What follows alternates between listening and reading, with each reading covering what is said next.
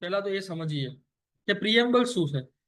પ્રિએમ્બલ એટલે એને કહેવાય પ્રીફેસ. કોઈ બી બુકની આગળ એક ડિસ્ક્લેમર આપ્યું હોય, ડિસ્ક્લેમર. એ ડિસ્ક્લેમર ની અંદર એવું કીધું હોય કે આ બુકની અંદર કેવો કેવો કન્ટેન્ટ છે. તો આપણા કોન્સ્ટિટ્યુશનનું જે પહેલું પેજ છે એનું નામ શું છે? પ્રિએમ્બલ ઓફ ધ કોન્સ્ટિટ્યુશન. શું નામ છે? પ્રિએમ્બલ ઓફ ધ કોન્સ્ટિટ્યુશન, જેમાં આપણા આખા કોન્સ્ટિટ્યુશનનું ડિસ્ક્લેમર આપ્યું છે કે આપણું કોન્સ્ટિટ્યુશન કેવું હશે. એનાથી વધારે કોઈ ઇન્ફોર્મેશન ડિટેલમાં આપી નથી, પણ જેટલી આપી છે એ ઇમ્પોર્ટન્ટ. જ્યારે આપણો દેશ આઝાદ થયો 1950માં આપણું કોન્સ્ટિટ્યુશન ઇમ્પ્લિમેન્ટ થયું, તો એવું થયું કે આ જે પ્રિએમ્બલ હતું એ preamble was not a part of the constitution. Preamble was not a part of the constitution એવું એક સુપ્રીમ કોર્ટના રૂલિંગમાં આવ્યું હતું. પણ પછી જેમ જેમ આપણે આગળ ગયા, જેમ જેમ આપણે આગળ વધ્યા, એમ એવું ડિસાઇડ થયું કે preamble is a part of the constitution. કયા કેસમાં ડિસાઇડ થયું હમણાં આપણે લાસ્ટમાં જોઈએ. પહેલા એ જોઈએ કે what is preamble of the constitution, એ કઈ રીતે કામ કરે છે, શું છે એની અંદર, કેવી કેવી વાતો લખેલી છે. તો પ્રિએમ્બલ ની અંદર પહેલી જે વાત લખેલી છે એ છે we the people of India, એટલે આપણે ભારતના માણસો solemnly resolve to constitute India into a sovereign, socialist, secular, democratic and republic state, and to assure its citizen justice, equality, liberty and fraternity. We hereby adopt this constitution on the auspicious day of 26th November 1949 and gift ourselves this constitution. આ વસ્તુ આખી પ્રિએમ્બલમાં લખેલી છે.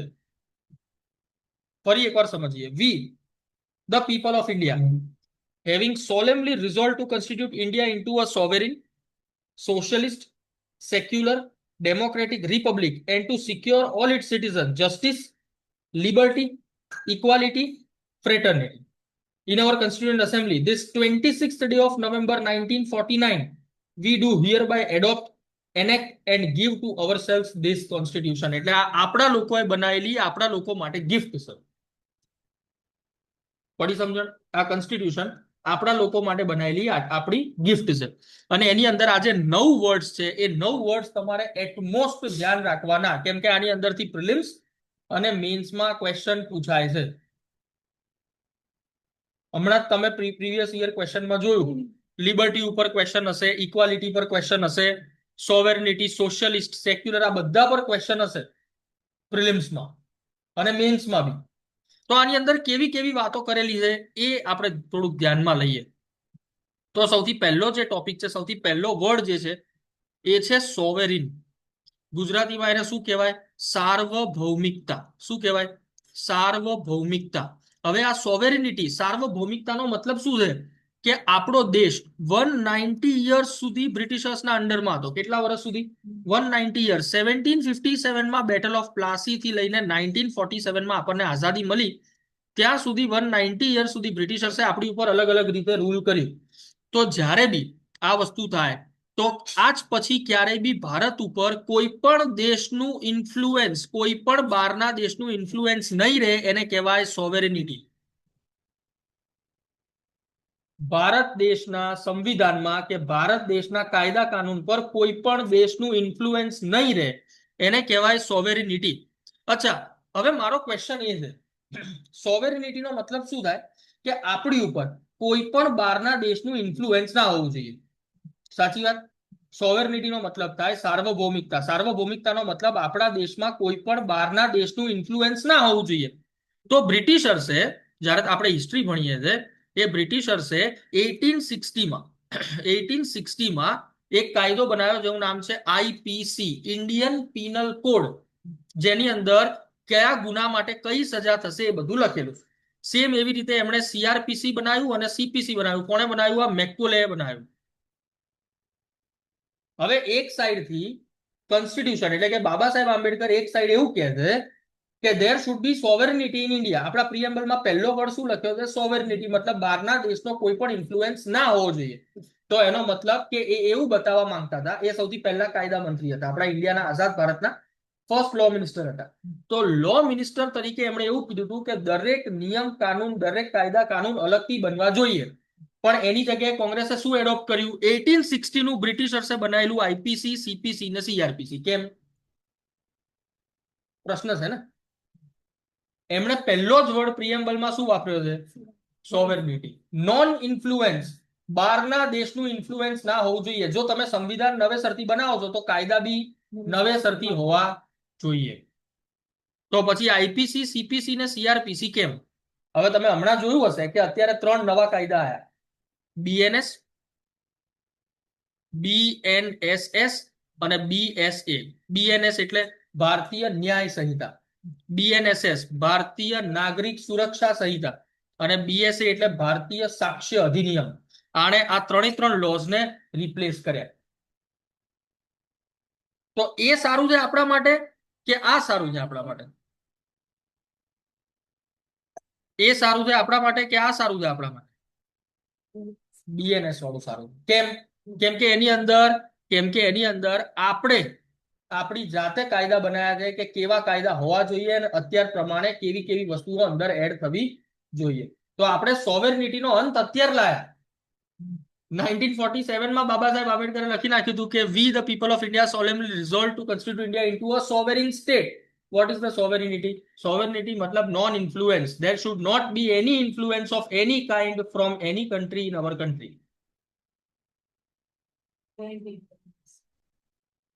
પણ તેમ છતાં આ કાયદા અમલમાં હતા.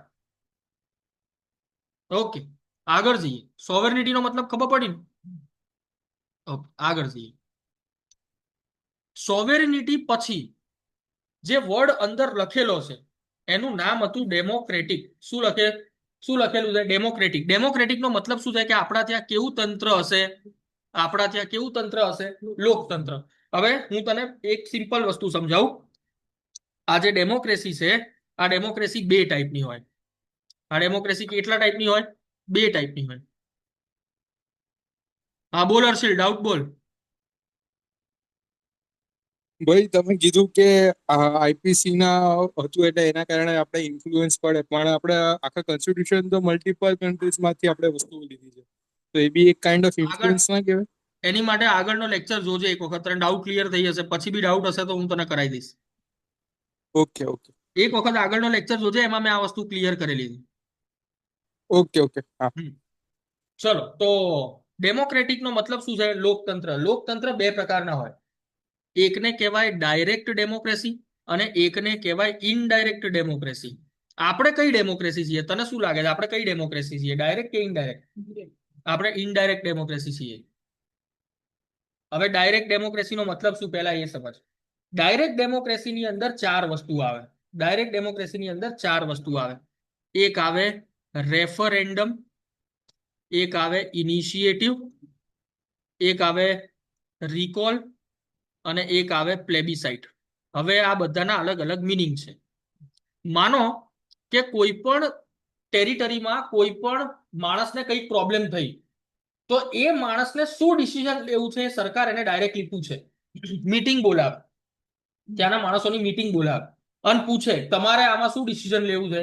એ પૂછે એને કહેવાય રેફરેન્ડમ. માનો કે કોઈ વ્યક્તિને એવું લાગે કે આપણા એરિયામાં આ નિયમ હોવો જોઈએ, તો એ સરકારને જઈને કે મારે આવો નિયમ બનાવો છે, લો મેં આ બિલ તૈયાર કર્યું છે. આપણા ત્યાં કોઈ પણ વકીલ કે કોઈ પણ આઈએએસ ઓફિસર કે કોઈ પણ આઈપીએસ ઓફિસર ડાયરેક્ટ જઈને એવું કહી શકે? કોઈ પણ નોર્મલ વ્યક્તિ રસ્તા પર ચાલતો એવું કહી શકે કે મારે આ નિયમ બનાવો છે, લો મેં આ બિલ બનાવ્યું? એવું કહી શકે? ના કહી શકે. તો એને કહેવાય ઇનિશિયેટિવ. જ્યારે કોઈ પણ વ્યક્તિ સામે ચાલીને એવું બિલ બનાવી શકે, આપી શકે કે લો મેં આ ડ્રાફ્ટ તૈયાર કર્યો છે, તમે આને બિલ એક્ટ બનાવો. નેક્સ્ટ છે રિકોલ. માનો કે કોઈ એરિયાનો કોઈ એમએલએ કે કોઈ એમપી સરખી રીતે કામ ના કરતો હોય, તો આપણે એને વોટ કરીને પાછો ખેંચી શકીએ કે ભાઈ અમારે આ જોઈતો નથી. એને કહેવાય રિકોલ. સેમ એવું જ એક વસ્તુ છે પ્લેબિસાઇટ. બરાબર છે ભાઈ? તો આ છે ડાયરેક્ટ ડેમોક્રેસી, જે કઈ જગ્યાએ લાગુ પડે છે? સ્વિટ્ઝરલેન્ડના કોન્સ્ટિટ્યુશનમાં ડાયરેક્ટ ડેમોક્રેસીનો ઉલ્લેખ જોવા મળે છે. આપણા ત્યાં કેવી ડેમોક્રેસી છે? ઇનડાયરેક્ટ. આપણે શું કરીએ છીએ આપણે ઇલેક્શન કરીએ છીએ, એ ઇલેક્શનની અંદર આપણે મેમ્બર્સને ઇલેક્ટ કરીએ છીએ અને એ મેમ્બર્સ જઈને લેજિસ્લેટિવ એસેમ્બલી કાં તો પાર્લામેન્ટમાં બેસે છે ને આપણી માટે કાયદા બનાવે છે. એ જે કાયદા બનાવે બધાએ માન્ય રાખવા પડે. આપણે ખાલી શેમાં પાર્ટ લઈ શકીએ? ઇલેક્શનમાં પાર્ટ લઈ શકીએ, આપણે બિલ બનાવવામાં પાર્ટ લઈ શકીએ નહીં. And that is why our democracy is which type of democracy? Indirect democracy છે આપણા ત્યાં, ડાયરેક્ટ ડેમોક્રેસી નથી. Picture clear? કોઈ જાતનો ડાઉટ નથી? આગળ જવું? ઓકે, આગળ જઈએ. ચલો નેક્સ્ટ ટોપિક લઈએ કે ઓરિજિનલ કોન્સ્ટિટ્યુશનમાં શું લખેલું છે. ચલો નેક્સ્ટ જે વસ્તુ લખેલી છે એ શું લખેલી છે ભાઈ? રિપબ્લિક. લગભગ આગળના લેક્ચરમાં આનો ડાઉટ ક્લિયર થઈ ગયો, પણ તેમ છતાં હું આનો ડાઉટ ક્લિયર કરી દઉં. What is Republic? Constitution enact થાય અને રિપબ્લિક ના કહેવાય. રિપબ્લિક એટલે શું કે આપણા કોન્સ્ટિટ્યુશનમાં લખેલું છે there shall be a head of the state. Head of the state. આ જે હેડ ઓફ ધ સ્ટેટ છે જેના નામે બધા કાયદા બને, એ પોસ્ટ કોને આપી છે? આપણે પ્રેસિડેન્ટને આપી છે. તો પ્રેસિડેન્ટના નામે બધા કાયદા અમલમાં મુકાય. તો આ જે પ્રેસિડેન્ટ છે એ પ્રેસિડેન્ટ કેવી રીતે ઇલેક્ટ થાય? વાયા ઇલેક્શન્સ. તો કોઈ પણ દેશનો હેડ ઓફ ધ સ્ટેટ, કોઈ પણ દેશનો હેડ ઓફ ધ સ્ટેટ જો ઇલેક્શન્સ થી અપોઇન્ટ થતો હોય એવા સ્ટેટને કે એવા કન્ટ્રીને કેવું કન્ટ્રી કહેવાય? રિપબ્લિક કન્ટ્રી કહેવાય. આપણે રિપબ્લિક ડે એટલા માટે નથી મનાવતા કે કોન્સ્ટિટ્યુશન ઇમ્પ્લિમેન્ટ થયું હતું. એ તો વન ઓફ ધ રીઝન છે. મેઇન રીઝન શું છે? આપણા કોન્સ્ટિટ્યુશનમાં લખેલું છે કે there shall be a head of the state and that is the president. Article number 72 માં લખેલું છે and that shall be appointed by the election. એ જે ઇલેક્શન છે એ કરવાની જવાબદારી બી કોને આપી છે? પીપલને. પણ ઇનડાયરેક્ટલી, ડાયરેક્ટલી નહીં. એ જ્યારે ઇલેક્શન્સ આવશે ત્યારે સમજાવીશ કે ઇનડાયરેક્ટલી કઈ રીતે. But due to this reason આપણા હેડ ઓફ ધ સ્ટેટ, આપણા રાષ્ટ્રપતિ જે છે એ પબ્લિક દ્વારા ઇલેક્ટ કરવામાં આવે છે. એટલે આપણા દેશને કેવો દેશ કહેવાય છે? એટલે આપણા દેશને રિપબ્લિક દેશ કહેવાય છે. કેવો દેશ કહેવાય છે? રિપબ્લિક. તો આટલી વસ્તુ ખબર પડી ગઈ. સોવેરિનિટી, ડેમોક્રેસી અને રિપબ્લિક. આટલી ત્રણ વસ્તુ ક્લિયર થઈ ગઈ. આ ઓરિજિનલ સંવિધાનમાં આ ત્રણ જ વર્ડ હતા. જ્યારે આપણું સંવિધાન ઇમ્પ્લિમેન્ટ થયું 26 જાન્યુઆરી 1950, એ દિવસે આ ત્રણ જ વર્ડ હતા. કયા કયા વર્ડ હતા? સોવેરિનિટી, ડેમોક્રેસી અને રિપબ્લિક. પડી ગઈ સમજણ? ઓકે, આગળ જઈએ. તો હવે કેવું થયું? હવે ધીરે ધીરે આપણો દેશ આગળ વધ્યો, પ્રગતિ કરી. 1967 માં એક વ્યક્તિ આપણા દેશની પીએમ બની, જેનું નામ છે ઇન્દિરા ગાંધી. આગળના લેક્ચરમાં આનો બી બધો આખો ઇતિહાસ ખોલીશ કે ઇન્દિરા ગાંધીએ કેવી પથારી ફેરવી છે કોન્સ્ટિટ્યુશનની. પણ ચલો એનીવેઝ, ઇન્દિરા ગાંધીએ 1975 થી 1977 એક ઇમરજન્સી લગાવી, નેશનલ ઇમરજન્સી. અને એ નેશનલ ઇમરજન્સીમાં એણે સંવિધાનમાં સુધારો કર્યો. That is 42nd constitutional amendment act. 42nd constitutional amendment act મતલબ કોન્સ્ટિટ્યુશનને 42મી વખત એમણે બદલ્યું. 42nd constitutional amendment act. 42nd constitutional amendment એક્ટની અંદર એમણે બે વર્ડ એડ કર્યા, એક સોશિયલિસ્ટ અને એક સેક્યુલર. સોશિયલિસ્ટનો મતલબ શું છે? સોશિયલિસ્ટનો મતલબ છે કે દરેક રિસોર્સિસ કોના થઈ જશે? ગવર્મેન્ટના થઈ જશે. કોના થઈ જશે? ગવર્મેન્ટના થઈ જશે. પણ આ ગવર્મેન્ટ પરમિશન આપી શકે. આ ગવર્મેન્ટ પરમિશન આપી શકે કોને? પ્રાઇવેટ પ્લેયર્સને, કે તમે બિઝનેસ કરો. એટલે આપણો દેશ જે છે કેવું ઇકોનોમી છે? આપણો દેશ મિક્સ્ડ ઇકોનોમી છે. આપણે કેપિટલિસ્ટ કે સોશિયલિસ્ટ ઇકોનોમી નથી. આપણા ત્યાં સોશિયલિઝમ છે પણ કમ્પ્લીટ નહીં. આપણા ત્યાં કેવું છે? Mixed socialism, democratic socialism. કોઈ પ્રાઇવેટ પ્લેયરને કોઈ ધંધો કરવો હોય તો એ કરી શકે. એટલા માટે આપણો દેશ કેવું ઇકોનોમી છે? મિક્સ્ડ ઇકોનોમી છે. નેક્સ્ટ વર્ડ કયો એડ કર્યો? 42nd કોન્સ્ટિટ્યુશનલ એમેન્ડમેન્ટ એક્ટ 1976 માં નેક્સ્ટ વર્ડ કયો એડ કર્યો? સેક્યુલરિઝમ. સેક્યુલરિઝમનો મતલબ છે ધર્મનિરપેક્ષતા. ધર્મનિરપેક્ષતાનો મતલબ શું છે? કે આપણો દેશ સેક્યુલર હશે, મતલબ આપણા દેશની અંદર કોઈ પણ એક ધર્મને ફેવર કરવામાં આવશે નહીં. આપણા દેશની અંદર કોઈ પણ એક ધર્મને ફેવર કરવામાં આવશે નહીં. તો પછી મને એક વસ્તુ સમજાવો કે જ્યારે આપણો દેશ એક સેક્યુલર દેશ છે, જ્યારે આપણા દેશની અંદર કોઈ પણ ધર્મના આધારે કોઈ લો ના બની શકે, તો પછી મુસ્લિમ પર્સનલ લો બોર્ડ કેમ છે? મુસ્લિમ પર્સનલ લો બોર્ડ કેમ છે? લો બોર્ડ મુસ્લિમ્સ પોતાના કાનૂન પોતાની જાતે બનાવે, શરિયા કાનૂનના હિસાબથી ચાલે. મુસ્લિમ પર્સનલ લો બોર્ડ કેમ છે? સેકન્ડ, એક એક્ટ છે વક્ફ એક્ટ, 1995 માં આવ્યો, પણ એનો બેઝ તો આ જ છે ને, સેક્યુલરિઝમ. કોઈ પણ દેશ, મતલબ આપણો દેશ કોઈ પણ ધર્મના લોકોની ગતિવિધિઓમાં ઇન્ટરફિયર નહીં કરે. કેમ? આપણા દેશમાં હોવું શું જોઈએ? સમાનતા હોવી જોઈએ. તો પછી કોઈ એક દેશનો પોતાનું લો બોર્ડ હોય, કોઈ એક દેશનો કોઈ એક ધર્મનું પોતાનું લો બોર્ડ હોય, કોઈ એક ધર્મનું પોતાનું વક્ફ એક્ટ હોય, એવું કેમ છે? આ તો સીધે સીધું કોન્સ્ટિટ્યુશનને ભંગ કરતી વાતો છે ને. કોણે ઇમ્પ્લિમેન્ટ કરી? કઈ પાર્ટીએ ઇમ્પ્લિમેન્ટ કરી? આ ઇન્દિરા ગાંધીની કોંગ્રેસ પાર્ટીએ ઇમ્પ્લિમેન્ટ કરી છે. મેં તમને કીધું ને, ધીરે ધીરે આના બધા પન્ના ખોલીશ.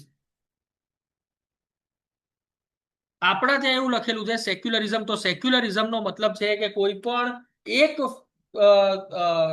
ધર્મને ફેવર કરતો લો આપણા દેશમાં ના હોવો જોઈએ. Then why are this two prevailing? આવા ઘણા બધા છે. આ તો હજુ મેં 2 જ નામ લખ્યા છે, આવા ઘણા બધા. Favouring a specific religion. Why it is that? જ્યારે બાબા સાહેબ આંબેડકરે સંવિધાન બનાવ્યું તો એની અંદર કેવી વાત કરી છે? આર્ટિકલ નંબર 44 ની અંદર એવું લખ્યું છે, આર્ટિકલ નંબર 44 ની અંદર there should be UCC, uniform civil code. આપણા દેશની અંદર કોઈ પણ સિવિલ ઘટના બને, જેમ કે જમીનને લગતી કોઈ વસ્તુ હોય, લગ્નને લગતી કોઈ વસ્તુ હોય, ડાયવોર્સને લગતી કોઈ વસ્તુ હોય, કે કોઈ પણ એવી સિવિલ વસ્તુ હોય, એ સિવિલ વસ્તુમાં દરેકના કાયદા સેમ હોવા જોઈએ.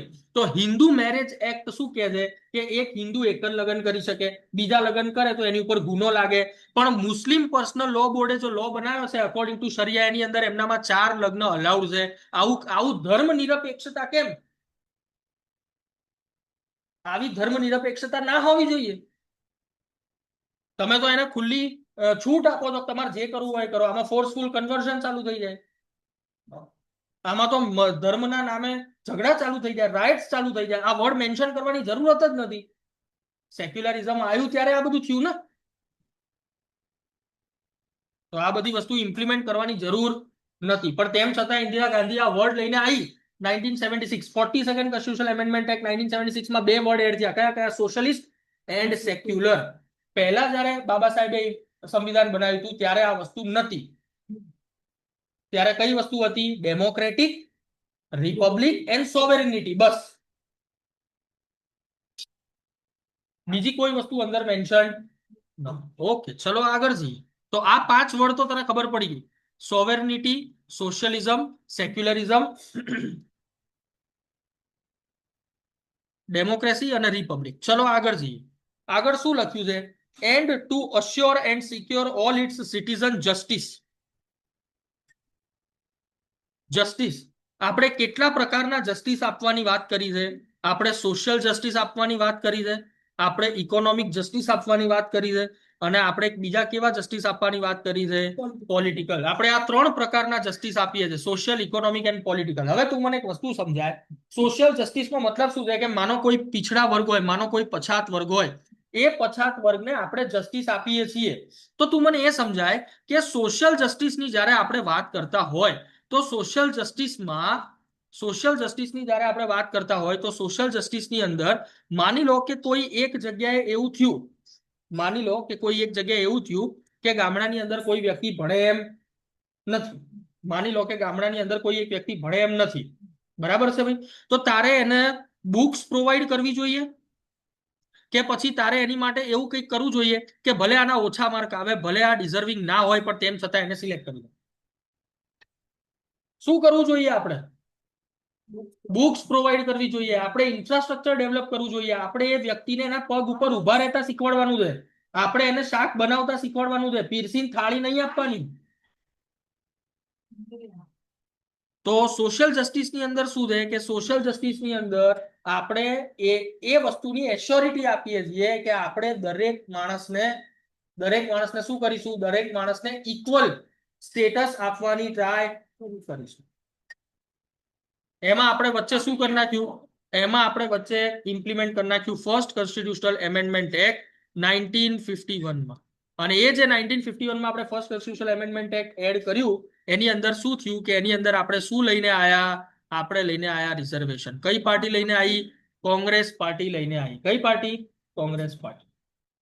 એમણે શું કરી દીધું? ભલે ઓછા માર્ક્સ હોય, ભલે ઓછા માર્ક્સ હોય, એને નોકરી આપો. એમણે બુક્સ આપવાની જગ્યાએ ઓછા માર્ક્સ ઉપર આપવાનું ચાલુ કર્યું. હું એક એસસી કાસ્ટનો વ્યક્તિ છું, પણ તેમ છતાંય આ વસ્તુ મારા દિમાગમાં નથી બેસતી. એક શોષિત વર્ગને તમે ઉપર લાવવાનો પ્રયાસ કરો, તમારી જવાબદારી છે, પણ એવી રીતે નહીં કે ડિઝર્વિંગ ના હોય તેમ છતાંય તમે એને બેસાડી દો. તમે કાસ્ટિઝમ જ પૂરું કરી નાખો ને. એક કામ કરો ને, આ જે કાસ્ટ વર્ડ જે ફોર્મની અંદર આપ્યો છે એ કાસ્ટ વર્ડ જ પૂરો કરી નાખો ને, એટલે આ બધી માથાકૂટ જ જતી રહે. આપણો હિન્દુ ધર્મ ઋગ્વેદ ઉપર ચાલે છે. ઋગ્વેદની અંદર એવું લખેલું છે ચાતુર્વર્ણમ. ચાતુર્વર્ણમ. ચાતુર્વર્ણમનો મતલબ શું છે? ચાતુર્વર્ણમનો મતલબ છે કે જે ભણાવશે એ બ્રાહ્મણ, જે લડશે એ ક્ષત્રિય, જે બિઝનેસ કરશે એ વૈશ્ય, જે લોકોની સેવા કરશે એ શૂદ્ર. એની અંદર એવું લખેલું છે બ્રાહ્મણનો છોકરો કદી બ્રાહ્મણ નહીં બને, ક્ષત્રિયનો છોકરો કદી ક્ષત્રિય નહીં બને, વૈશ્યનો છોકરો કદી વૈશ્ય નહીં બને, શૂદ્રનો છોકરો કદી શૂદ્ર નહીં બને. એ 4 આશ્રમ ફોલો કરશે. આ લેટર વેદિક એજ ની અંદર જે આપણા સમાજની અંદર આજે કુનીતિઓ આવી, એ કુનીતિઓના કારણે આપણે આ વર્ણને શેમાં ચેન્જ કરી નાખ્યું? જાતિ પ્રથામાં ચેન્જ કરી નાખ્યું. તો જાતિના આધારે તમે શું કરવા સોશિયલ જસ્ટિસને ડિનાય કરો છો? મને ખબર નથી પડતી. કોઈ વ્યક્તિ લેસ ડિઝર્વિંગ છે એને તમે શું કરવા? તમે એને બુક્સ પ્રોવાઈડ કરો, તમે એને ફેસિલિટીઝ પ્રોવાઈડ કરો, તો એનાથી સોશિયલ જસ્ટિસ મેન્ટેન થશે. લેસ ડિઝર્વિંગ વ્યક્તિને તમારે શું કામ સર્વિસમાં બેસાડો છો? તમે આ કાસ્ટ પૂછવાની બંધ કરી નાખો ને. હિન્દુ ધર્મ, આ બધા હિન્દુ.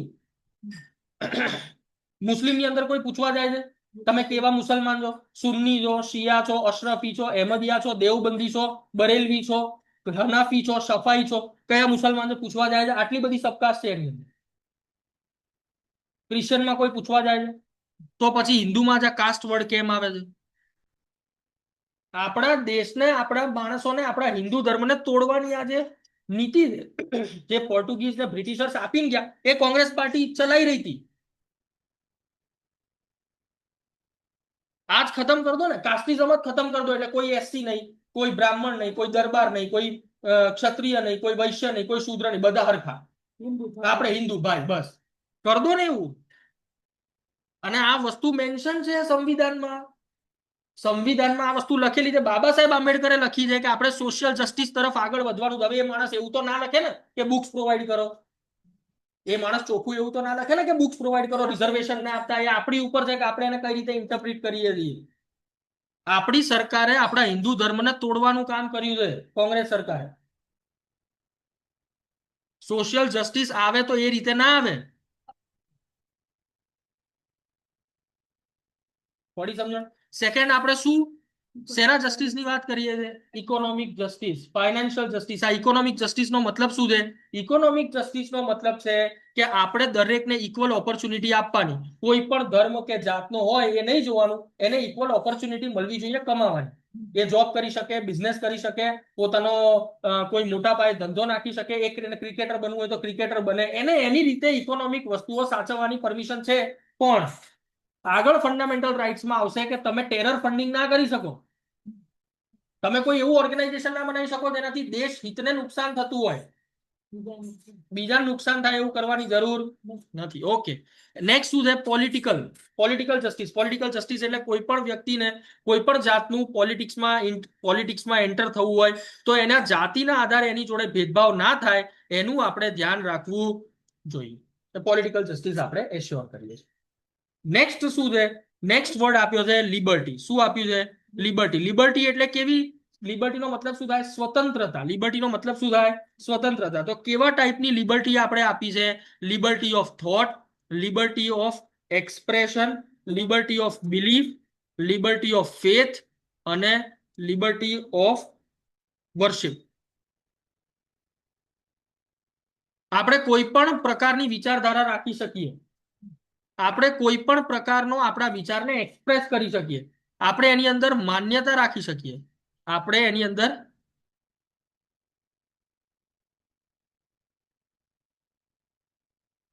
એક મિનિટ.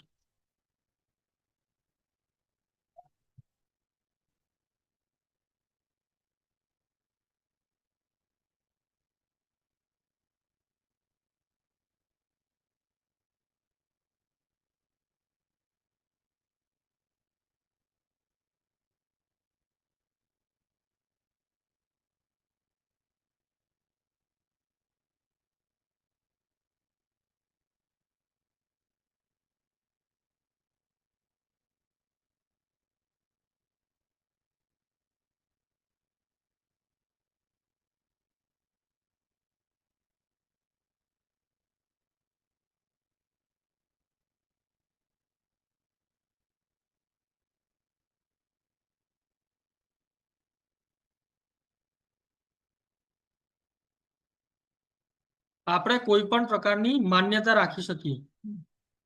તો આપણે કયા કયા પ્રકારની લિબર્ટીની વાત કરી છે? Liberty of thought, liberty of expression, liberty of belief, liberty of faith અને લિબર્ટી ઓફ વર્શિપ. પણ આનાથી કોઈને નુકસાન થવું જોઈએ નહીં. ઓકે, ચલો આગળ જઈએ.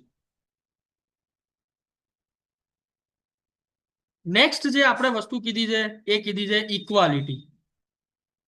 નેક્સ્ટ જે આપણે વસ્તુ કીધી છે એ કીધી છે ઇક્વાલિટી.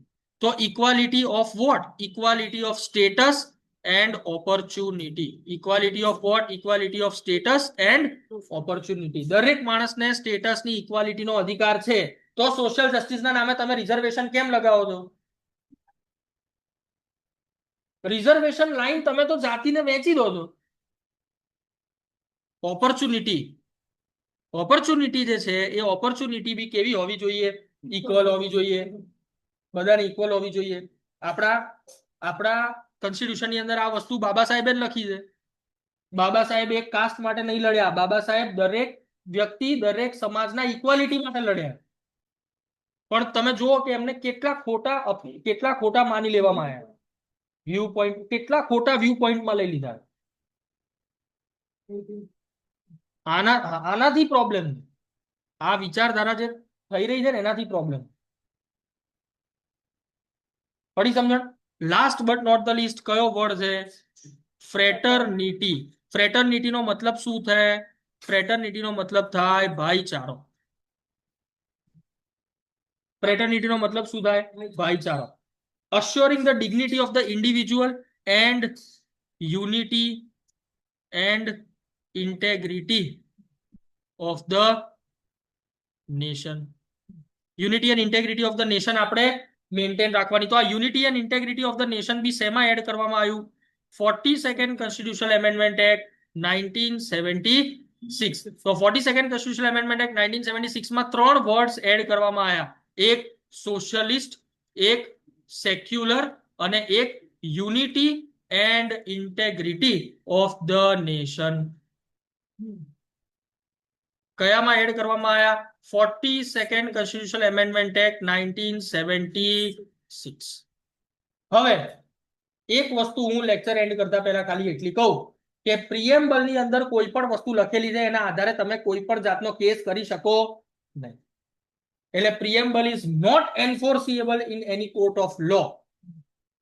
અને એટલા માટે જ આ લોકો ચરી થાય. પડી સમજણ? વોટ ઇઝ પ્રિએમ્બલ ને બાબા સાહેબે શું વિચાર પ્રગટ કર્યા છે? બાબા સાહેબે ઓરિજિનલ કોન્સ્ટિટ્યુશનમાં શું લખ્યું છે અને બાબા સાહેબનો મતલબ શું હતો જેને આપણે આખો ઊંધો મતલબ કાઢી લીધો છે. ઇમ્પ્લિમેન્ટેશન ઊંધું થઈ ગયું છે. બરાબર છે? હવે ખાલી હું એટલી વસ્તુ કહીશ, જસ્ટિસ, ઇક્વાલિટી, લિબર્ટી ને ફ્રેટર્નિટી. તો આપણે જે જસ્ટિસનો કોન્સેપ્ટ છે પ્રિએમ્બલમાં એ રશિયન કોન્સ્ટિટ્યુશનમાંથી લીધો છે. ઇક્વાલિટી, લિબર્ટી અને ફ્રેટર્નિટીનો જે કોન્સેપ્ટ છે એ આપણે ફ્રેન્ચ કોન્સ્ટિટ્યુશનમાંથી લીધો છે. ભાઈ એક ડાઉટ હું એ ક્લિયર કરી દઉં. સોવેરેનિટીનો મતલબ શું છે? સોવેરેનિટીનો મતલબ છે સાર્વભૌમિકતા. મતલબ આપણા દેશમાં કોઈ લો બનતા હોય તો એ બહારના દેશનો કોઈ વ્યક્તિ ના બનાવવો જોઈએ. આપણે કોઈના કોન્સ્ટિટ્યુશનમાંથી સારી વાતો શીખીએ કે આપણે સારી વાતો ઉઠાઈએ, રેન્સેક કરીએ, એ સાચું છે. પણ એ આપણા વ્યક્તિએ કર્યું છે. કોઈ બહારનો વ્યક્તિ આવીને અહીંયા આપણા માટે કાયદા કાનૂન બનાવી શકે નહીં. એને કહેવાય સોવેરેનિટી. પડી સમજણ? જેમ બ્રિટિશર્સ આપણા અહીંયા આયા ને અહીંયા એ લોકો આપણા માટે કાયદા કાનૂન બનાવવા માંડ્યા, એ ના થવું જોઈએ. બરાબર? આપણા વ્યક્તિ કોઈ બહારથી કઈ સારું શીખે તો ઇમ્પ્લિમેન્ટ કરે, એ આપણા વ્યક્તિ જ ઇમ્પ્લિમેન્ટ કરવા જોઈએ અને આપણા વ્યક્તિ જ કાયદો બનાવવા જોઈએ. એને કહેવાય સોવેરેનિટી. બરાબર છે ભાઈ? હોપ આ ડાઉટ ક્લિયર થઈ ગયો હશે. અને આ લેક્ચર આપણે અહીંયા એન્ડ કરીએ. બરાબર? જય માતાજી. જય માતાજી સર. જય માતાજી. જય માતાજી. જય માતાજી. જય માતાજી. જય માતાજી ભાઈ. જય માતાજી. જય માતાજી સર. જય માતાજી.